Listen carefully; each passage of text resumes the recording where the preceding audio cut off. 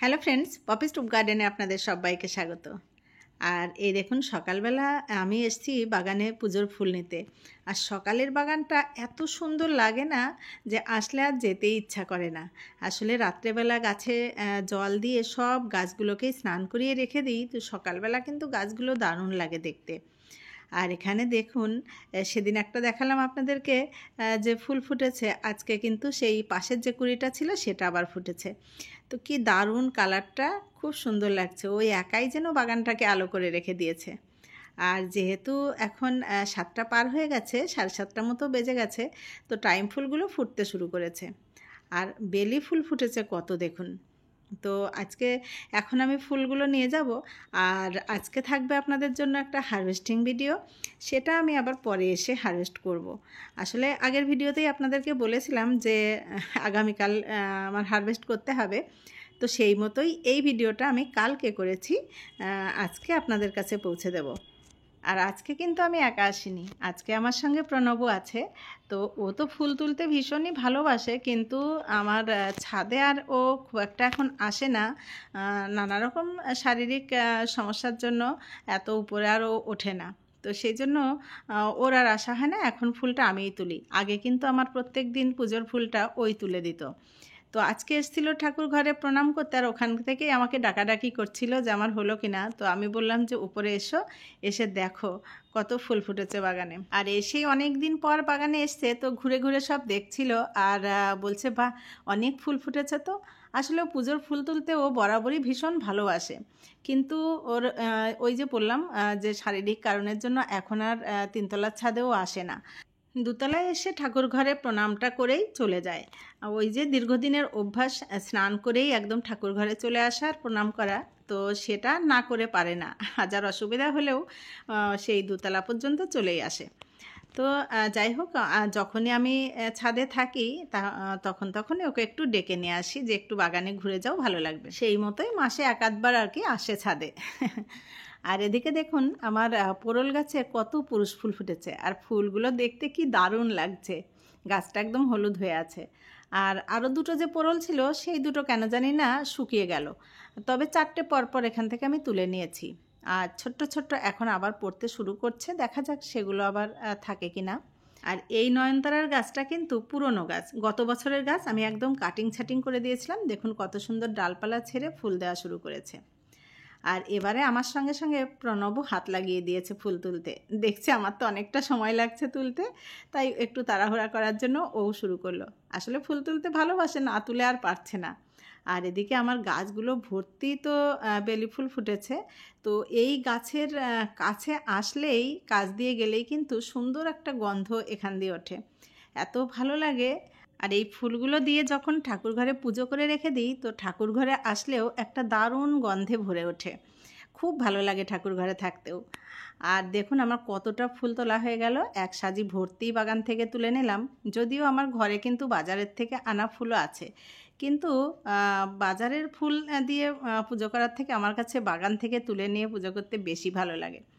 তো দেখুন বাজারের ফুলগুলো দিয়ে আমি একটু সাজিয়ে দিয়েছি, আর আমার বাগানের ফুল দিয়ে পুরো আসনটা ভরে দিয়েছি। কি দারুণ লাগছে দেখতে। আর আমার মনে হয় আমার বাগানের ফুল দিয়ে পুজো দিতে আমার যেমন শান্তি লাগে, আমার ঠাকুররাও খুব শান্তি পায়। তো যাই হোক, চলুন পুজো টুজো হয়ে গেল, আবার ফিরে আসবো পরে। তো দেখুন তারপরে আমি কিন্তু আবার চলে এসেছি 9টা 9:30 নাগাদ। তো তখন পুজো টুজো দিয়ে কিছু কাজকর্ম সেরে এখন এলাম বাগানে কিছু সবজি নেব বলে। আর এতক্ষণে দেখুন সব ফুলগুলোই কিন্তু টাইম ফুলগুলো ফুটে গেছে। সকালে যখন এসেছিলাম তখন কিন্তু শুধু পার্সলেন ফুলগুলোই ফুটেছিল, এই পর্তুলাকাগুলো তখন ফোটেনি। আসলে পার্সলেন ফুলটা তাড়াতাড়ি ফোটে, আবার তাড়াতাড়িও নষ্ট হয়ে যায়, কিন্তু পর্তুলাকা ফোটেও একটু দেরিতে, আবার অনেকক্ষণ থাকে। ওই গড়ে সরে ব্যাপারটা একই, ও আগে আগে আসে আর তাড়াতাড়ি চলে যায়, আর একজনা একটু দেরিতে আসে দেরিতে যায়, এই আর কি। তো দেখুন আমার এখনও কিন্তু এই গাছগুলোতে পিটুনিয়া খুব সুন্দর ফুটছে, বাগানেরই চারা বসিয়েছিলাম সেগুলো। তো বিভিন্ন জায়গায় এই যে একটু একটু করে ফুল ফোটে, এই 9টা 9:30 নাগাদ বাগানে আসলে এটাও কিন্তু খুব ভালো লাগে, সব ফুলগুলোই ফুটে যায়। তো বেশি সকালে আবার কিছু ফোটে আর কিছু ফোটে না, তখন গাছের পাতাগুলো দেখতে বেশি ভালো লাগে। তো যাই হোক, এই দেখুন আমি ঝুড়ি নিয়ে চলে এসেছি সবজি তুলবো বলে। সবজি তো বেশ কিছুটাই আছে, তবে আমার যতটুকু প্রয়োজন ততটুকু নিয়ে যাব, আর যেটা না তুললেই নয় সেগুলো তো তুলতেই হবে। আর এদিকে দেখুন, এই যে কয়েকদিন আগেই আপনাদেরকে দেখালাম পর্তুলাকা পার্সলেনের গাছগুলো আমি লাগিয়ে দিলাম। দেখুন ইতিমধ্যেই কিন্তু এখানে ফুল ফোটাও শুরু হয়ে গেছে আর গাছগুলোও ছাড়াতে শুরু করেছে। আর এদিকে বাঙিটাও কিন্তু বেশ বড় হয়েছে, আর বাঙি কিন্তু অনেকগুলোই ধরেছে গাছে। এই যে ভেতরে ভেতরে বেশ কয়েকটা এই গাছেও ধরেছে। আবার আমি যে গার্ডেন ওয়েস্টের মধ্যে যে বাঙির গাছ লাগিয়েছিলাম সেখানেও কিন্তু বেশ কয়েকটা বাঙি ধরে গেছে। তো যদিও সব থাকে না, তবে বাঙির কিন্তু অনেকটাই থাকে, আর এর পলিনেশনের কোনো দরকারও হয় না। আমার এই ছোট্ট বেডটার মধ্যে যেহেতু অনেকগুলো গাছ রয়েছে, সেই কারণে কিন্তু অতটা মানে হয়তো ভালো নাও হতে পারে। কারণ এখানে যদি মাত্র দুটো গাছ থাকতো তাহলেই ভালো হতো, কারণ আমি একটা ঝুড়ির মধ্যে লাগিয়েছি। আর এখানে ওর থেকেই তুলে নিয়ে যে দুটো চারা আমি বসিয়ে দিয়েছিলাম গার্ডেন ওয়েস্টের উপরে, দেখুন সেখানেও কিন্তু খুব সুন্দর বাঙি ধরা শুরু হয়েছে। তো এখানেও বেশ কয়েকটা বাঙ্গি ধরেছে। তো এই ভিডিওটা তো আমি কালকে বানিয়েছি, তো আজকে যখন আমি গেছিলাম বাগানে তখন দেখলাম এই গাছে লুকিয়ে আর একটাও বড় হচ্ছে, যেটা আমি দেখতেই পাইনি। এত যে বাগানে ঘুরে বেড়াই এবেলা ওবেলা, তারপরে এদের যত্ন করি, তারপরেও কিন্তু আমাদের চোখ ফাঁকি দিয়ে কোথাও কোথাও কোনো গাছ বা ফল বা ফুল বেড়ে ওঠে। সেটা হয়তো হঠাৎ কখনো চোখে পড়ে, আর হঠাৎ করে যদি কোনো সবজি ফল ফুল কিছু চোখে পড়ে তাহলে কিন্তু তার ফিলিংসটা আলাদা, খুব ভালো লাগে। মনে হয় আরে এটা তো আমি দেখতেই পাইনি, কখন বড় হয়ে গেল, এরকম একটা ফিলিংস কিন্তু হয়। তো বাঙিটা দেখে আমারও সেরকম হচ্ছিল। আসলে এগুলো হচ্ছে হঠাৎ পাওয়া আনন্দ। আমরা যখন কোনো সারপ্রাইজ গিফট পাই তখন দেখবেন মনটা আনন্দে ভরে ওঠে, কারণ ওটা তো আমাদের জানাই ছিল না, আচানক পেয়ে গেলাম। তো সেরকমই আমরা বাগান ভালোবাসি, বাগানেও যখন এরকম কিছু পাই তখন কিন্তু মনটা আনন্দে ভরে ওঠে। যাই হোক, এদিকে ঝিঙে দুটো তুলে নিলাম, আর ঝিঙে দুটো কিন্তু দারুণ হয়েছে। এবছরে আজকেই প্রথমবার ঝিঙে পেলাম গাছ থেকে, আর প্রচুর ঝিঙে পড়ছে গাছে, তবে থাকছে না কিন্তু বেশি, বেশিরভাগটাই একটু বড় হয়ে হয়ে নষ্ট হয়ে যাচ্ছে। তো এই দুটো তো বেশ বড় হয়েছে, এই দুটো তুলে নিলাম, দেখা যাক এবার আবার কিছু থাকে নাকি। আর এদিকে দেখুন লাল শাকগুলো যে হয়েছে, এই যে ঝুড়িতে আমি লাল শাক দিয়েছিলাম, তো এটা কিন্তু একটু বেশ অনেক দিন ধরেই হলো। তো এই গাছগুলো কিন্তু একদম সুন্দর লাল শাকের মতোই কালার নিয়ে হয়েছে।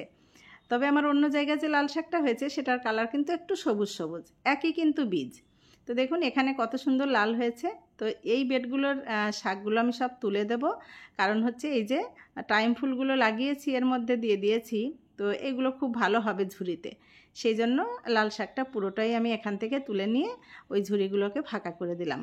তাহলেই দেখবেন অল্প দিনের মধ্যেই ঝুড়িগুলো টাইম ফুল একদম ভর্তি হয়ে যাবে। আর এখানে কিন্তু বেশ আমার অনেকটাই শাক হলো। আর এদিকে দেখুন কাকড়িটাও কিন্তু বাড়ছে, তবে আগেরগুলো আরও বড় হয়েছিল, এটা অতটা বড় হচ্ছে না। আর আরও দু একটা দেখলাম একটু ছোট্ট ছোট্ট পড়েছে, থাকবে কি না বলতে পারছি না, তবে ওই কাকড়িটা আমি বীজ রাখবো, ওটা আর আমি তুলব না, কারণ দুটো তুলে নিয়েছি, এরপর আর হবে কি না হবে এই ছোট্ট বেডের মধ্যে, তো ভাবলাম যে একটু বীজ রেখে দিই। আর এখানে দেখুন আমের মুকুলে গুটি বেঁধেছে, জানি না একটাও থাকবে কি না। আর এখানে দেখলাম একটা বেগুন গাছে একটাই বেগুন ধরেছে, সবে ধরেছে, মানে প্রথম বেগুন এটা। আর এই গাছটার গোড়াতে কিন্তু আমার অনেক গাজর হয়েছিল এই বেডটার মধ্যে, একটা বস্তার মধ্যে গাছটা লাগানো। তো গাজর যখন হয়েছিল তখন কিন্তু এই গাছটা একদমই সরু একটা সলতের মতো গাছ ছিল, বাঁচবে কিনা আমি তাই ভাবিনি। তো সেই গাছটা এতদিনে একটু মাটি দিয়েছি আমি গাজরগুলো তুলে নিয়ে, তো এতদিনে কিন্তু গাছটা সুন্দর হয়ে উঠেছে এবং তাতে বেগুনও ধরতে শুরু করেছে। আর লাল শাক কিন্তু বাগানের অনেক জায়গায় ফেলেছিলাম, তো অল্প অল্প অল্প করে সব জায়গায় একটু একটু হয়েছে। তো দেখুন সব জায়গার থেকে তুললে অনেকটাই কিন্তু হয়ে যায় একদিনে। তাছাড়া বাগানে এখন বিভিন্ন রকম শাক আছে, গাদামণি, লাল শাক, কলমি শাক, হেলেঞ্চা শাক, কুলেখাড়া শাক, ডাঁটা শাক। তো যদি একটু একটু করেও বিভিন্ন রকম তোলা হয় তাহলেও কিন্তু একটা পাঁচমিশালি দারুণ শাক হয়ে যায়, আর পাঁচমিশালি শাক খেতে কিন্তু খুব ভালো লাগে। আর এই বেডটার মধ্যে দেখুন শশার গাছ দিয়েছিলাম, 4টে বীজ দিয়েছিলাম, 3টে গাছ কিন্তু বেশ ভালো হয়েছে। তো এখানে তার আগেই আমি দিয়েছিলাম লাল শাক। তো সেগুলোও কিছু কিছু রয়েছে, সেগুলো এখন আস্তে আস্তে তুলে নেব। শশার গাছটা যখন একটু বড় হয়ে যাবে তখন কিন্তু লাল শাকের একদম গোড়া শুদ্ধই আমি তুলে দেব, কারণ তাহলে শশা গাছটা মানে পুরো মাটির থেকেই শক্তিটা পাবে। আর ওখানে যে একটা তুলসীর গাছ রয়েছে সেটাও তুলে দেব। এতদিনে বাগানে আবার নতুন করে তুলসীর চারাও হচ্ছে, আর ফুলের সঙ্গে তুলসীর চারাও তো খুবই প্রয়োজনীয়, আমাদের ঠাকুর ঘরের কাজে লাগে। তো ওটাকেও যত্ন করেই বসিয়ে দিতে হবে, কারণ আগের বছরের পাতাগুলো একটু ছোট ছোট হয়ে গেছে। নতুন করে গাছ হলে আবার বড় বড় তুলসীর পাতা হবে। আর এই পালং শাকটা দেখুন, এই বেডটার থেকে কিছুদিন আগেই কতটা নিয়ে গেলাম, আর ওই একটা গাছ থেকেই মাঝে মাঝেই কিন্তু আমাকে অনেকটা করে পালং শাক দেয়। তো পাঁচমিশালি শাকের সঙ্গে এভাবে মিশিয়ে মিশিয়ে খেলে বেশ লাগে কিন্তু।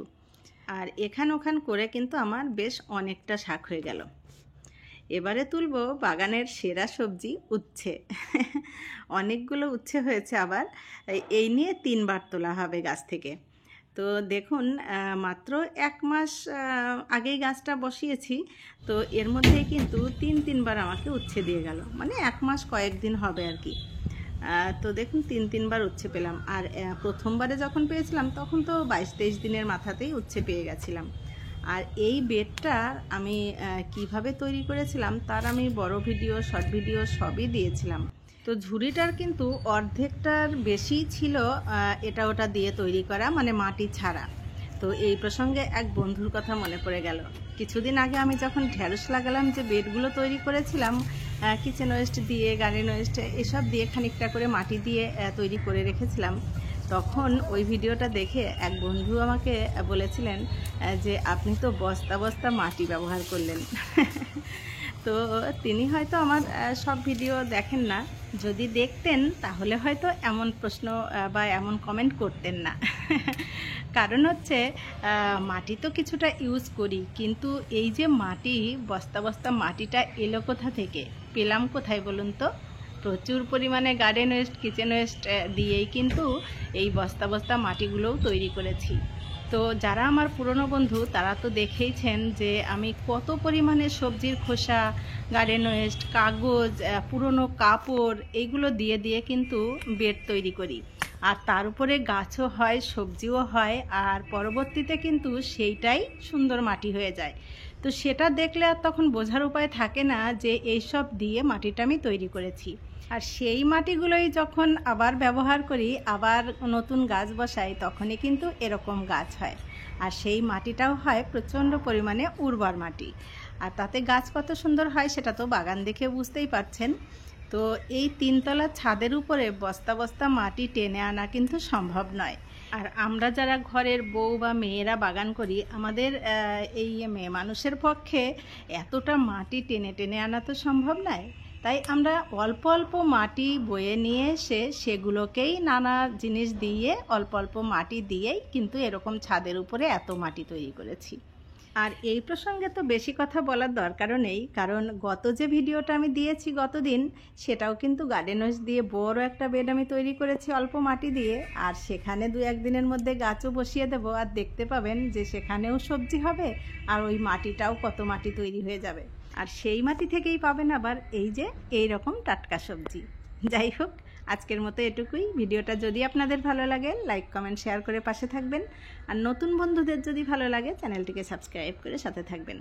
আপনারা সবাই খুব ভালো থাকবেন। দেখা হবে পরবর্তী ভিডিওতে। আজকের মতো টাটা।